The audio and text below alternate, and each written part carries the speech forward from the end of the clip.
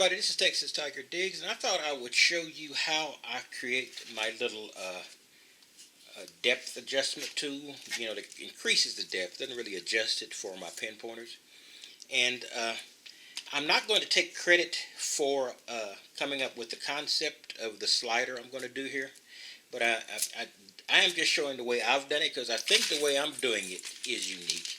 So if you see somebody else doing it that way, it's very likely they could have come up with or also seen the concept like I have. But they may have a totally different way of doing it. So I'm going to show the way I do it, which seems pretty simple in my opinion. Of course, when you've done things a few times, it makes it simpler. Not that I've done it very often. I haven't had that many Garretts. But in one of my previous videos, I did a comparison between the Garrett and the all-terrain pin pointer, and I used the old coin sliding up and down, and that works fine, but it's annoying and a pain at best to pick a coin up, stick it in your pocket or wherever, and then just slide it down to it almost, and then pull it back, and then test, and then try to keep that coin stable so it doesn't slide forward and set your detector off. So the idea of this is to create that coin slide thing in a simpler form. So what I do to do this is I take a couple of standard tie downs, some small, or at least one of these small plastic ties, and I also use this. This is one of the paper clips that we've all seen used in offices and maybe in schools. It's one of the alternatives to the traditional paper clip. It's like a binder clip, and you can pull it apart like this, and that's going to be my final component. And I've used tape here, and that's for a specific purpose. Alright, now the idea here is I'm going to create a little slider where I can slide it up and down to do the sound pullback technique to deepen any pin pointer. Not any pin pointer. It's not going to work with pulse pin pointers, but I have heard, and I can't testify this, and I wouldn't purchase it based on this basis. I have heard it works in MindLab, and I think I have used it in one other brand. But Garrett is the one that I think built a tradition. So I'm going to use a little tape here, and basically it's to create a platform for a tie down I'm going to use here. So I know approximately where the point is, somewhere in here, where it will deepen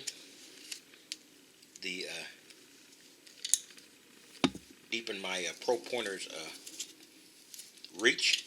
So I'm going to do this, and I'm putting the tape on there because it gives me a functional help here, and that is to give me a place to mount my tie where it won't slide up and down. Now I could just use this, flip it up, and then put the tie there, and I have done it that way. But I'm going to try to do it with this way just to make it. And this isn't pretty, and I don't do pretty. I looked in the mirror long ago and decided pretty was not going to be my specialty in life. All right. Now the other thing is I need to create a slide area. So I want this thing to slide, and I need a top which the standard tie can use as a brake, and I need a brake on the bottom too, just for giggles. So what I do is I take these two ties like I'm binding them together, and I slide one of the ties down, and now if you notice I've got a barbell formation basically of these two ties, one on either end, and a stop. Now at this point I don't need the balance of this tie. I just need that little part to serve as a break or a low point. It's not really that functional, but to me it makes it work better. All right, and then I'm going to clip off the little extra at the back. And now if you see here, I've got tie downs here at both with a clip at both ends, and because of the way a tie down works, it's secured even on the end I pushed in. So it's going to work. Now see, what I'm going to do now is to take this, and I'm going to put it opposite the side of the button because I don't want to obscure the button. And I'm going to take another plastic tie to act as to bind this lower section here. So I'll just pull this up. I'm going to do a little, I love these things. By the way, with these, I push it down and I tighten it up. So I'm going to show more class than I usually show. I'm not going to use my teeth this time because it doesn't really work real well on camera. I'm just going to take a little pair of pliers here and hold it and then pull it tight. Cool. Now, once again, I cut the extra from my pull valve because I don't really need it. Boom.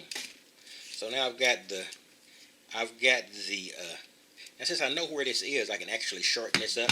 See, so what I'm going to do is I'm going to take this end, which will still work like a pull tie. I can pull it back, but it won't pull the other way. And I'm going to stop it right about there. So, because I know the range where I'm working with here. Alright, as I was saying, I already had to have a little pause in there because I ran out of space on this device, which did not make a lot of sense. In any case, you saw me slide this down, so I've got to stop now a little bit closer. See, I know the range that I'm working with here, so I don't have to create a slide all the way the length of my pin pointer. In fact, that would be impractical. So what I'll do is I will just cut it off here. Alright, so now I've got the little barbell shape with a knob at either end secured at one end. Now I'm going to secure it at the other end. I'm going to take another one of my pull ties and I'm going to pull it tight.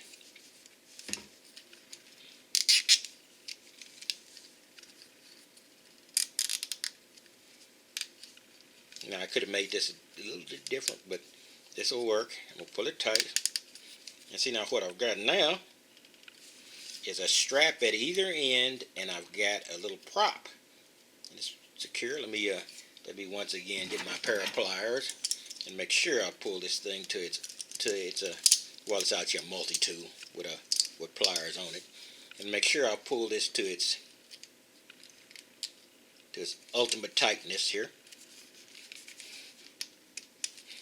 Okay. Now that's fully secured. So now I've got a slide where I can move something up and down. So now I will take this and I will cut off the spare. Not exactly easy on your pull ties. And of course I automatically turn it on.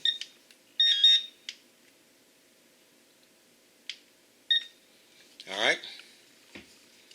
So right now, all I've got to do now is to take this and create a slide that acts like a coin. And what do I use? I use this little paper clip. And the reason I use this is it's almost a perfect size. I can take this little clip and clip it on here. And you see it can slide up and down, but that's not as far as I'm going. So I'm going to remove the little clip portions here that allow me to open and close it. And now you see I've got it. It'll still slide up and down freely. Now that's not exactly what I want. What I want is it to have a little friction. So initially what I want to do, since this thing still opens at the end, it could just slide off. So I'll take one of these small pull ties and use it to make sure it never separates to get off of my slide. So I just get that and I pull up. And I pull. See now guys, see what I've got? I've still got a free sliding little setup here. And pull together with a pull tie. And these pull ties do not come loose.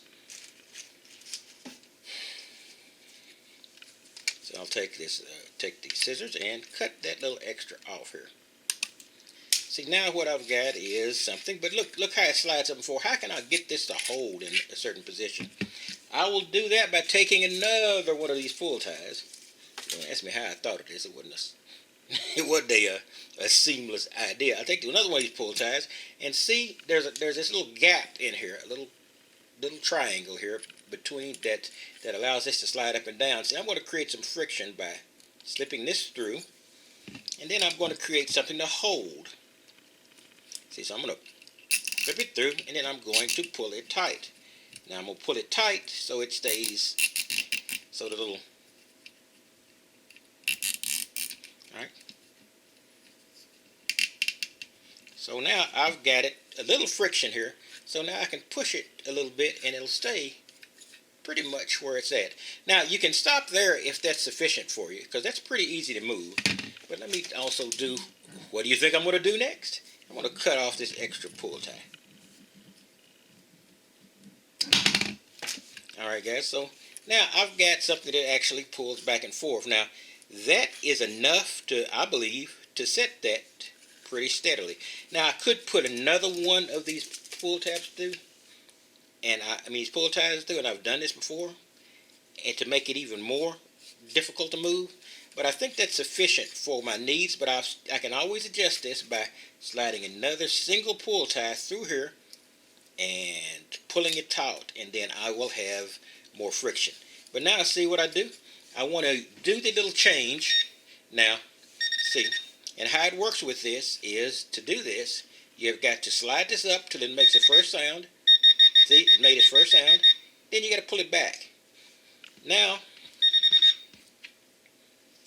I'm going to move this up a little bit so I can get it out. I have a way where I can increase the depth to a small degree. That's a pretty good distance. That's more than 2 inches, maybe 3 inches. So I got about maybe a 33 to 40% increase in depth by doing that. Now I'll show you this. I'm going to slip it back, so now it's back in a position now where it doesn't influence it. Now you see how close I can get it now. Let me put it back. Got to put it back. I push it up. Hear the sound. Pull back. Now it's right where it needs to be. And you see how much distance I'm getting now. A little bit more. Alright, that's I just want to show you my way of doing this. Now the concept of the slide is not an original thought of mine, but the implementation here with the tape to hold it, to give this thing a grip, were my idea. A lot of my ideas require duct tape. So, this interesting to you? Tell people about it, and subscribe if you like. I'll be doing more strange stuff in the future, but that is how you create my little slider here.